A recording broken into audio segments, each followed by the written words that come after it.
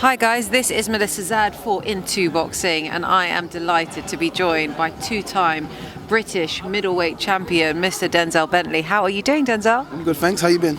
I've been good. I've just seen you do your thing, doing the studio segment for BT Sports. How does it feel doing stuff like that? It feels good. It feels good being invited down to do them first of all. But yeah, I think I can get used to it. Yeah, you seemed very, very comfortable. It was an extremely long way in, and you were like very, you seemed very at home, shall we say?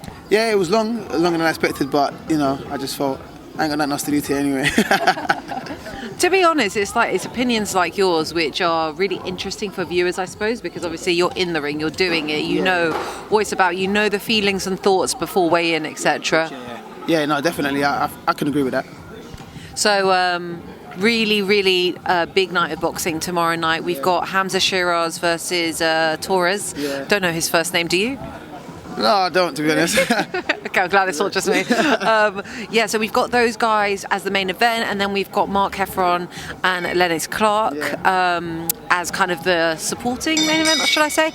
But also just like loads and loads of other fights. So before we talk about those two main fights, what else are you looking forward to on the card? I'm looking forward to see Dennis at featherweight against Beats Jr. because Beats Jr. has fought a couple of big names, including my stablemate Chris. So I know, James Breach is tough firsthand just from speaking to Chris and stuff. So I want to see how Dennis deals with him. And plus, I like Dennis. I think he's a good fighter. Good guy as well. I like Dennis. And I also want to see Nick Bull. After his performance at Wembley, I think he's got something about him, and I want to see how he handles this kid. I don't know nothing about that kid though, but he seems very confident. But I think Nick Bull might get him out of there. Nick Bull is so much shorter than his opponent that it's like you're just kind of looking at it as someone who, obviously, you're a boxer, I've done a bit of sport, I've had a fight, I know. It's like you look at that and you're like, how are you going to get in range? What do you think he's going to do? Well, that's the thing. His thing is he's been short all his life, so I'm guessing this ain't new to him. He might have been fighting tall guys all the way through the amateurs, so he's thinking, okay, I've been doing this. He might prefer them tall because he can get off his shots, from underneath. I don't know, but he looks confident to me every time. I've only seen him that once, but he looked very confident to me against Isaac Lowe. He looks confident to me here today.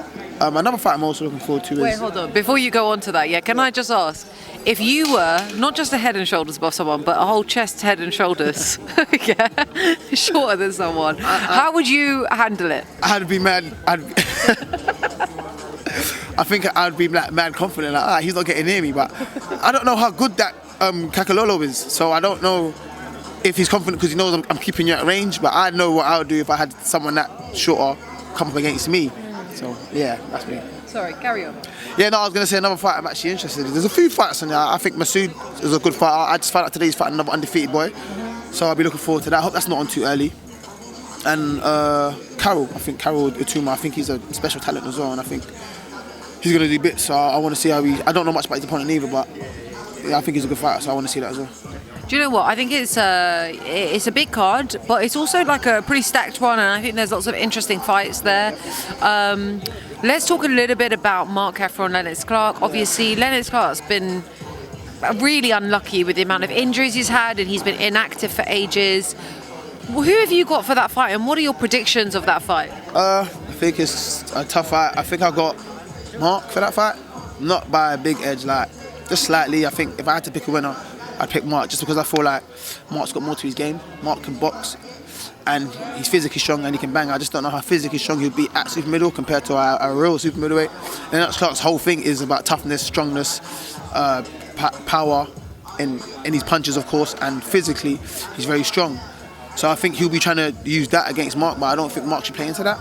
I think he should box a bit, see what Lennox has got in his tank. He might gas out later and then he can step on him and try and get him out of there. But if he falls into Clark's game early, then Clark might hurt him. But you never know. So you've got Heffron for the win. Interesting. Obviously, you mentioned Dennis McCann and James Beach Jr. I've heard from someone that they controversially feel that James Beach Jr. has got the win. Is it? Yeah. I don't know. I think Dennis is a quality fighter. I know like he's a bit young, so he hasn't been matched the best, but I think I've seen him in sparring. I've seen him, obviously he's been to the gym quite a few times. I've seen him fight quite a few times, and I like his style. I think he's a good fighter. I just think he shouldn't try and force a stoppage just because, it might be an ego thing. He knows no one stopped James beat, so he might want to be the first to do so. So I don't think he should do that. But I don't think James has the skill set Dennis has. It just depends how Dennis goes on about the fight. Okay, so finally, main event, Hamzah Sheeraz against Torres. You know, from what we heard in the press conference yesterday, a lot of people in the UK don't know about Torres. Too tough, like as a fighter, what he's about, etc. But he got the draw against Benavidez. Hamzah Sheeraz is like so young. He's like 23 years old, extremely like humble, focused, all of those things. What do you think this fight is saying? Like you're saying, with Torres, this came to fame as drawing with Benavidez. And Benavidez originally is a 140 pounder, went up to 147 and skipped 154 straight to 160 in a comeback fight that he probably thought he was going to breeze through. So I can't take too much from that. I don't know his mindset going into the fight. I don't know what shape he was in. I haven't seen the fight. But I do know it's a good win for Hamza just because of the fact that he drew with Benavidez. Do you know what I mean? So it's good matchmaking for me. And Hamza's a good fighter. Like I said, he's young, he's hungry, and he really wants to succeed in the sport. So I think he's going to go in with a different mindset than, you know, Benavidez or someone. Torres went into that Benavidez fight like, hey, listen, if I can beat this guy, I'm the world's my oyster kind of thing. And he got a draw, and you know what I'm saying, he's coming here to headline in the UK.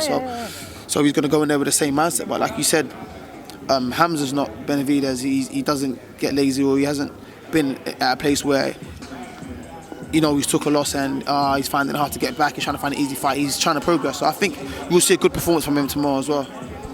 So obviously, you know, Hamza is a middleweight. Yeah. You are also a middleweight. I am. You are a two-time British champion. I also am. So what do you, what is the chances that you and Hamza might face each other in the future? The chances is very likely. We're both with Frank. He might not want to challenge me for the British, which is fine. I think eventually we'll move forward, and we're both world ranked essentially, so probably get to a point where we fight for an eliminator. He's going to fight for that WBC silver tomorrow night.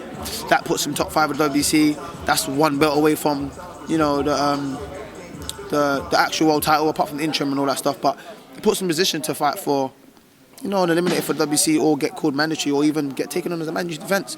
So he's in a good position. So that fight can definitely get made down the line, because I'm progressing. I'll get, you know, my chance at international tats eventually.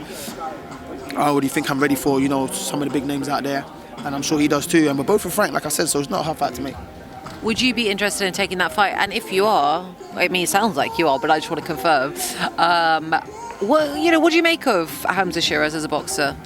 Yes, I am interested in taking that fight, because I'm interested in taking every fight, and I think everyone knows I fight everybody. But Hamza's a good fighter. I think he's a good fighter. I think he's quite young. He's coming up. He's focused, like he's saying. He's very dedicated to his craft, which is good for him.